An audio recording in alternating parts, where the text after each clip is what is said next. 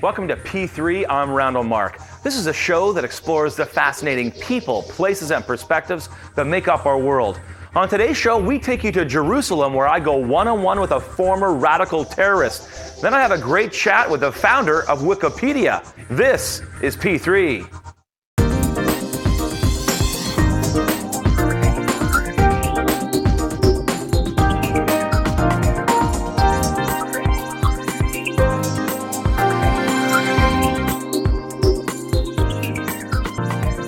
Over 25 years ago, Dr. Tawfik Hamid was a member of an Islamic terrorist organization in Egypt alongside Ayman al-Zawahiri, now the second in command of al-Qaeda.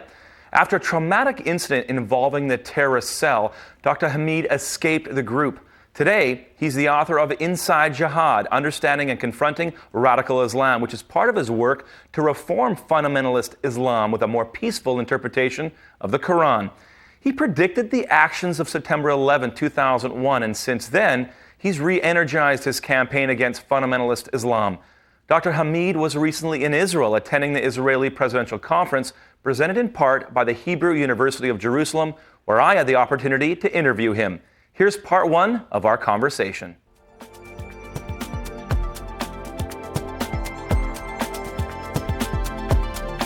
Dr. Hamid, you have a very interesting story. It's a real privilege to talk with you. It's very honored. In your past, you were part of a terrorist organization, an extreme Muslim terrorist organization in Egypt. Tell me the story of what first drew you in to that organization, and then how'd you get out? Briefly, I was interested to serve God. Honestly, I discovered the creator in the DNA molecule while I'm studying it, and I developed such interest to serve God and religion in general. So this religious zeal and attitude toward doing something for the religion was used by the Jama'ah Islamiyya. I joined the group that talks about God and Islam and thinking that I'm doing something good. And within few months period, I was brainwashed through certain process gradually until I changed it completely from an innocent child to someone who really desire to cause harm to others. How did that brainwashing up? That's very interesting. Why? How did they do that? First thing, they suppress your critical thinking. Okay. This is, in my view, the most important and critical step. They use suppression of the critical thinking. Right. So the first day I was going to pray with them, for example, they said to me, Al-fikru kufr. Fikr, F-K-R, kufr, K-F-R. Same letters, different. First one means to think. Right. Second one means this will make you an infidel. So they taught me that my brain is just like a donkey that helps me to get to the palace of the king or Allah or Islam. Once you are there with them, you don't take your donkey in the palace. So you leave you your brain it at the outside. door. Absolutely. Wow. This is the most critical. Second was the use of hellfire. They used it in a way to make us afraid of disobeying any command from them. Number three is the concept of sex deprivation syndrome, which is we were unable to marry, unable to have any relationship outside marriage, unable to have physiological release because it was prohibited by most Islamic scholars for sexual desires. And this is on one hand. On the other hand, we have the women waiting up there in paradise waiting for us. So this complex created the desire in many of us, including myself, just to die for Allah. So that's incredible, because that's a psychological technique Absolutely. that would create something within a young man. Absolutely. In 6 to 8 months, complete change from a child whose desire in life was to collect stamps, play soccer, play some music, to someone who wants to kill you. Wow. So the change was beyond imagination. So how long were you part of this organization? 1 year, 1.5 years, totally. But what happened, you asked me what drew me out of it. Yeah, how did you get out? It was a moment when they asked me to contribute with them in active violence. They asked me to share with them in kidnapping a police officer from Egypt and dig a grave for him beside the mosque and bury him alive. Yes. Oh my goodness. Exactly. As I tell you, this was beyond my ability as a human being to tolerate. So, but how did you do that? If you were brainwashed, why wouldn't you just go along and do it? Because my upbringing was generally by a very secular father. My father was an atheist. My mother was a liberal French teacher.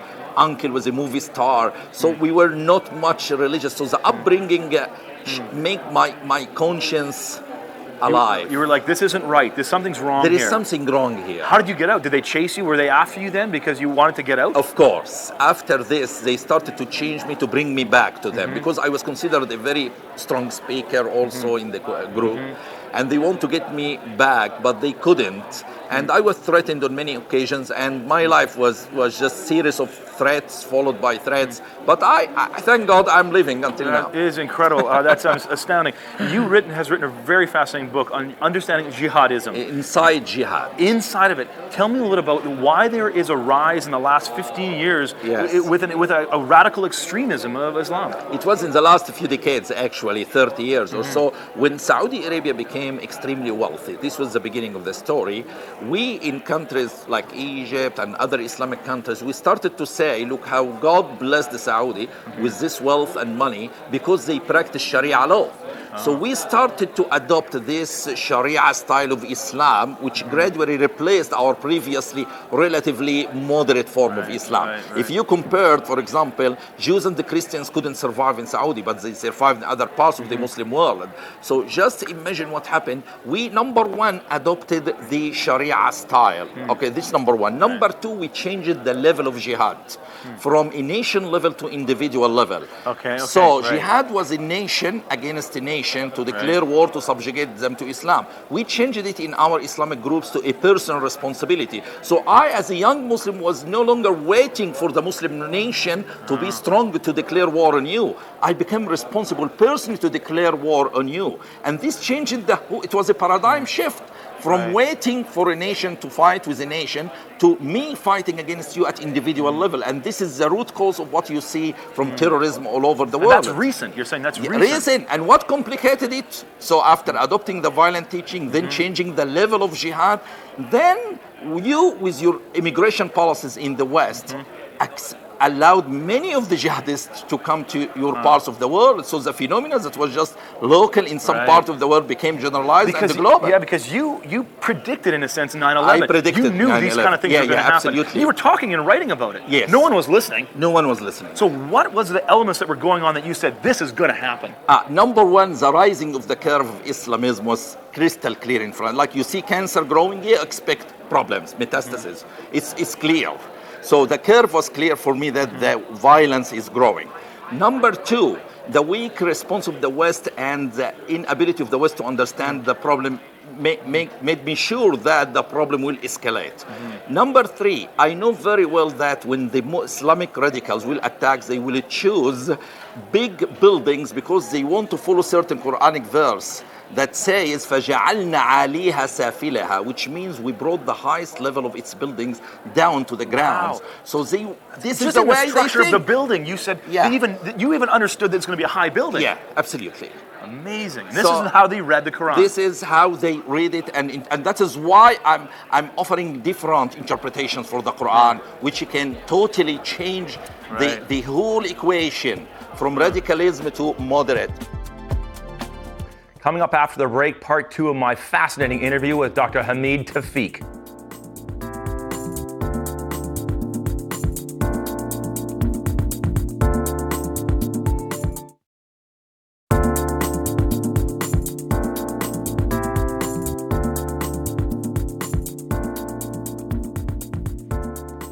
Welcome back to P3. Since speaking out against Islamic terrorism, Dr. Tawfik Hamid has spoken around the world to both media and different government agencies.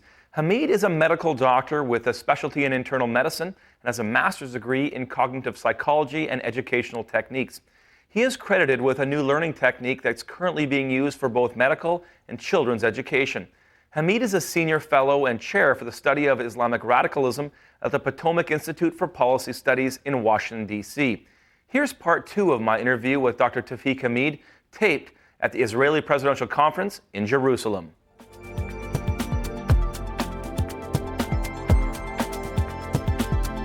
Is the radical jihadist movement a religious problem, or is it a political situation? How do you change that if it is a religious problem? Mainly a religious problem.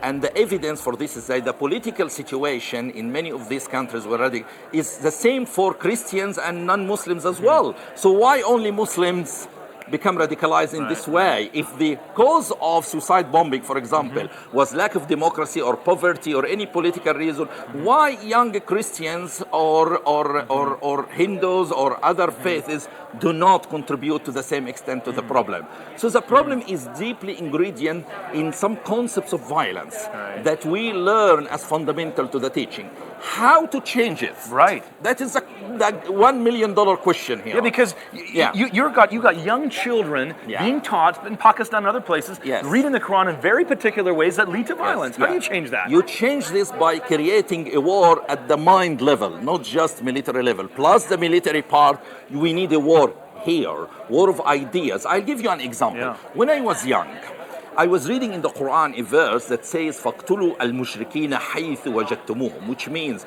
kill the infidels wherever you find them. And I questioned the verse. How come God asked me, while there are many peaceful verses also, how come he asked me to fight, to kill? Shall I kill my neighbor because she's a Christian, for example? I couldn't take it. I went to a radical, he gave me theological answer. I went to Sufi scholar, he was kind man. He said to me, be good to every human being, but he didn't give me theological answer.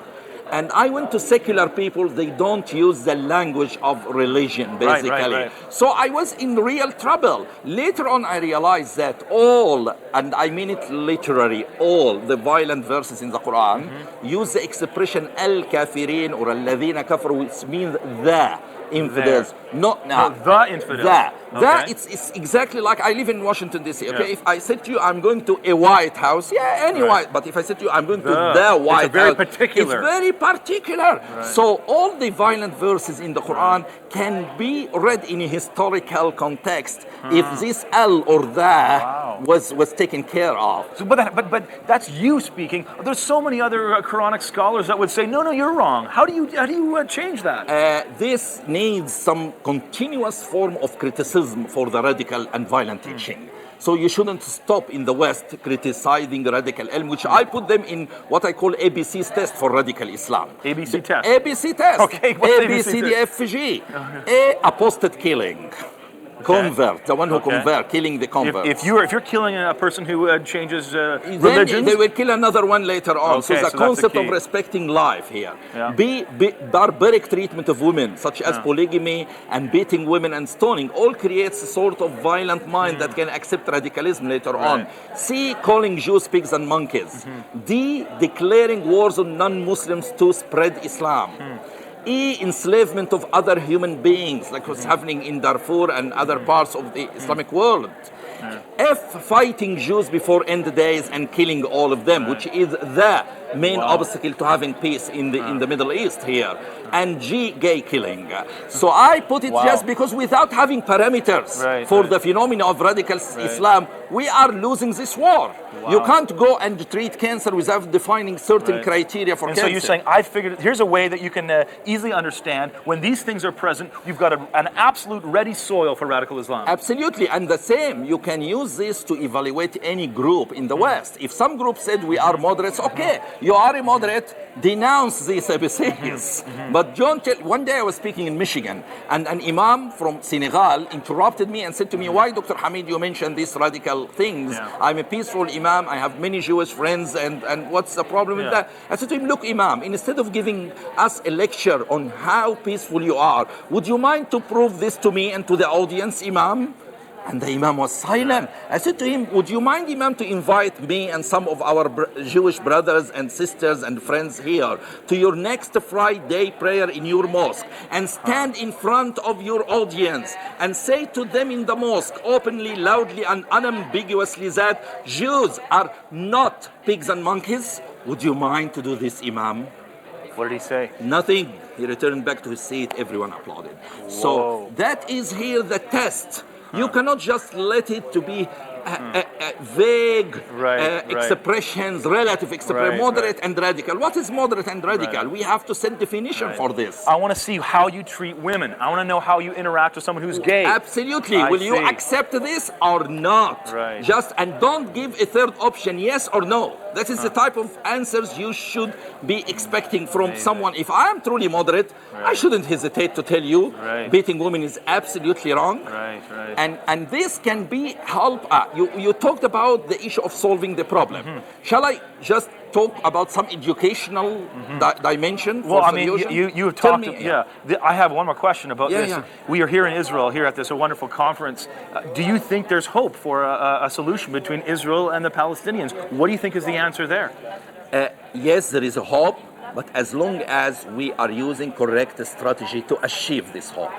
Okay. Hope is just a word. Right. Without specific strategic steps that uses specific tactics to make this hope a reality. What are the tactics that are needed? The tactics are, you have to work at the whole phenomena of radical Islam at different levels, from the ideological level through education and reformation, encouraging this, to the hijab phenomena that I believe in my book you'll find how hijab aggravates So you're radical talking Islam. about an educational model.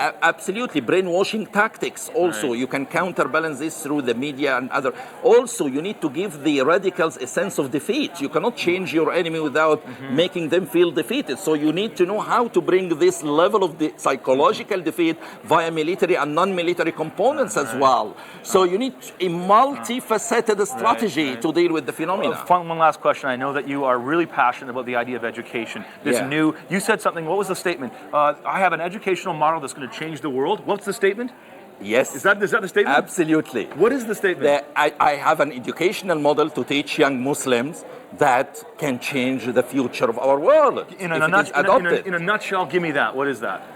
It's a simple educational system that integrates critical thinking, cognitive psychology, and theology in a way that can make Muslims think outside the box, think in a peaceful way, starting to change the whole process of thinking, because we cannot change the religious text, but we can change the minds that interpret this text. Wow. Dr. Hamid, you are asking things and challenging ideas that could get you killed. Yes. Aren't you scared of dying? No. And I have been asked this question before, and my answer is simply, I will die one day. No way, I will die one day. And there are two possibilities. Either to die as a coward who refused to stand against evil, or as a brave man who stood against it. And I chose the latter option. Dr. Hamid, it is an absolute pleasure to chat with you. Thank you so much. My pleasure. You're an and incredible honor. person. My pleasure. For more information on Dr. Hamid, visit his website at tawfikhamid.com. Coming up next, we talk one-on-one with Jimmy Wales, the founder of Wikipedia, when P3 returns.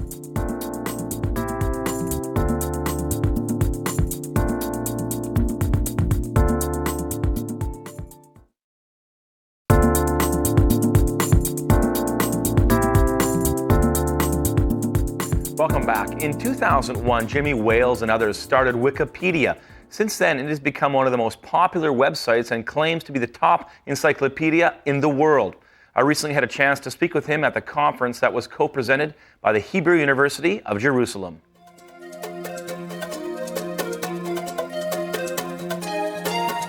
Let me ask a couple questions. Number one, Wikipedia has changed the way we think about information in the last 8 years.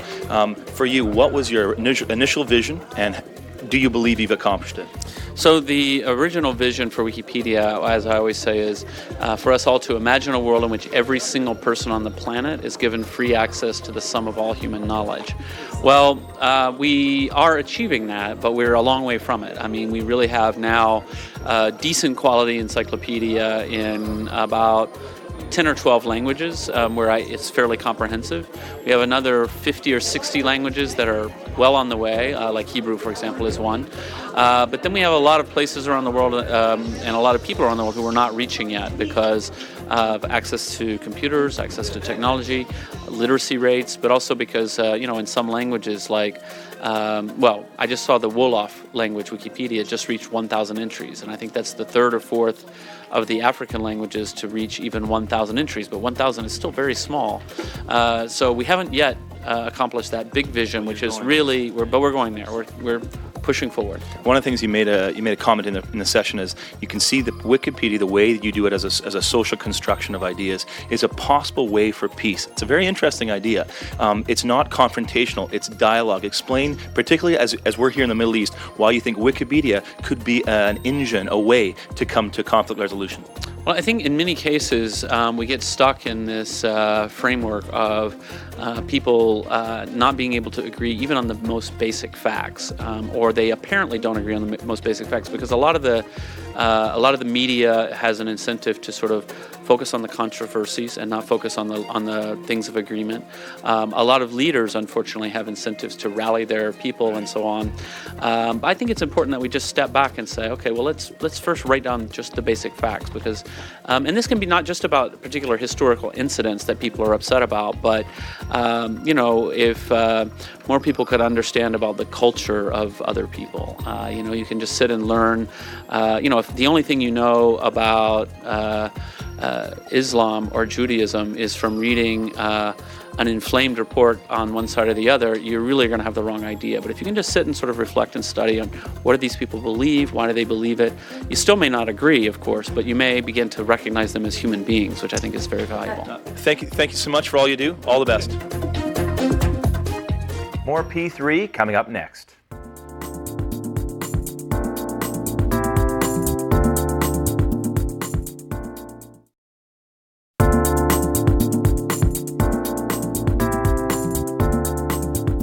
Welcome back to P3. Make sure you check out our website for your favorite archived interviews and a schedule of upcoming shows. Also, if you have a question or comment about today's show, we'd love to hear from you.